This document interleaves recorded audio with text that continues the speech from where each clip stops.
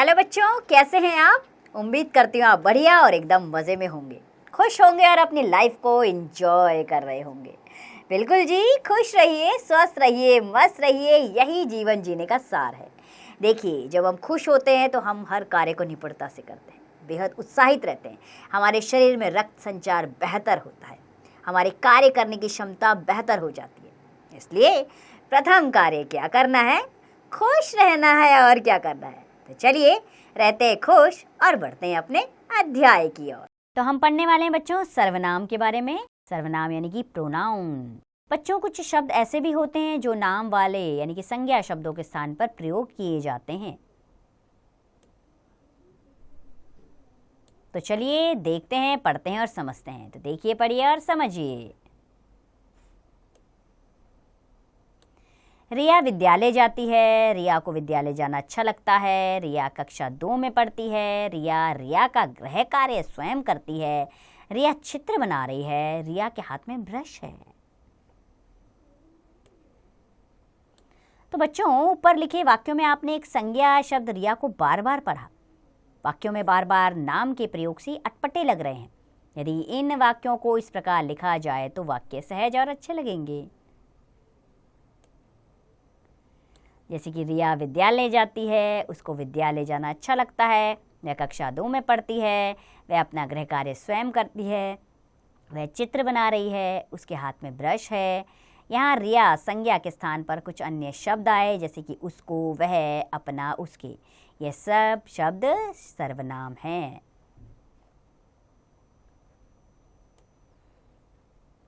तो इस प्रकार हम कह सकते हैं संज्ञा के स्थान पर प्रयोग किए जाने वाले शब्दों को सर्वनाम कहते हैं। आइए कुछ सर्वनाम शब्द जानें जो इस प्रकार हैं। जैसे अपने लिए आते हैं सर्वनाम शब्द मैं, मेरा, मुझे, हम, हमें, हमारा, हाँ आदि।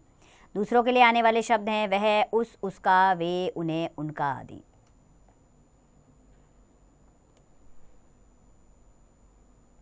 ऐसे ही अपने से छोटों के लिए आते हैं शब्द तुम, तुम्हें, तुम्हारा आदि। अपनों से बड़ों के लिए आने वाले शब्द हैं आप, आपका, आपको आदि।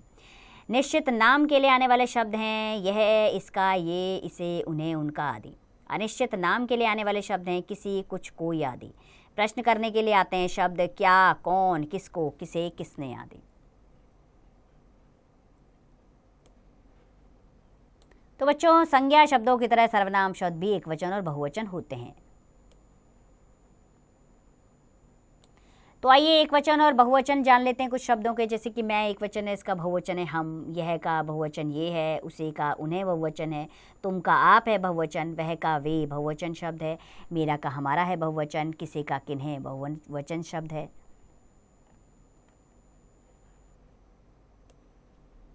चलिए कुछ करके सीखें। यदि तुम्हें अपने पापा की ओर इशारा करके बताना हो तो कौन से सर्वनाम शब्द का प्रयोग करोगे? बताइए, किस सर्वनाम शब्द का प्रयोग करेंगे आप? सोचिए और बताइए। हम बढ़ते हैं अभ्यास कार्य की ओर। सबसे पहले मौखिक प्रश्न लेते हैं। पहला प्रश्न, सर्वनाम की परिभाषा उदाहरण सहित दीजिए। वे शब्द जो संज्ञा के स्थान पर प्रयुक्त होते हैं सर्वनाम कहलाते हैं। दूसरा, 5 सर्वनाम शब्द लिखिए। तुम, मैं, तुम्हें, इनको, उनको आदि। तीसरा, मैं शब्द किसके लिए बोलते हैं? मैं शब्द अपने आप के लिए बोलते हैं। अब लिखित प्रश्न पर आएंगे।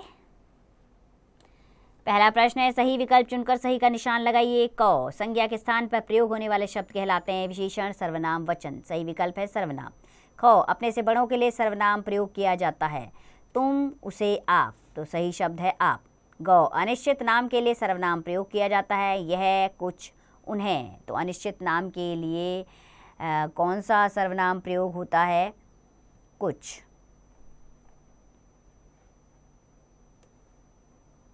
अब अगला प्रश्न है, सही शब्द छांटकर खाली स्थान भरिए। शब्द हैं आप, तुम, मैं, उसका, उसने, वह। डैश मुंबई जाऊंगा। मैं मुंबई जाऊंगा। डैश बैठ जाइए। आप बैठ जाइए। डैश कहाँ जा रहे हैं?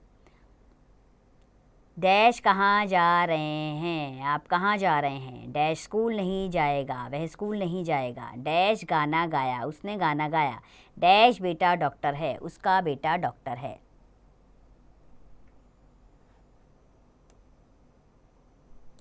तीसरा प्रश्न है, नीचे दिए गए वाक्यों में सर्वनाम शब्दों पर गोला लगाइए। क, उसे पिज्ज़ा बहुत पसंद है, तो उसे सर्वनाम शब्द है इसमें। ख, मैं घर जा रहा हूँ, इसमें मैं है सर्वनाम शब्द। ग, तुम क्या कर रहे हो, उसमें तुम सर्वनाम शब्द है। घ, तुम्हारे देश की राजधानी नई दिल्ली, हमारे देश की राजधानी नई दिल्ली है, इसमें हमारे सर्वनाम शब्द है। ड, कुछ पी लो, इसमें कुछ सर्वनाम शब्द है। अगला प्रश्न है बच्चों, रंगीन शब्दों के स्थान पर उचित सर्वनाम शब्दों का प्रयोग कर वाक्य पुनः लिखिए। कक्षा में छात्राएं बैठी हैं, छात्राएं शांत है, तो छात्राएं की जगह आपने सर्वनाम शब्द लिखना है। कक्षा में छात्राएं बैठी हैं, वे शांत हैं।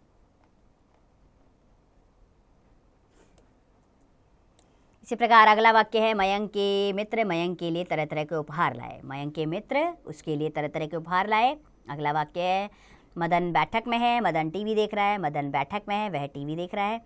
दादाजी दादाजी के लिए चश्मा लाए, तो दादाजी अपने लिए चश्मा लाए।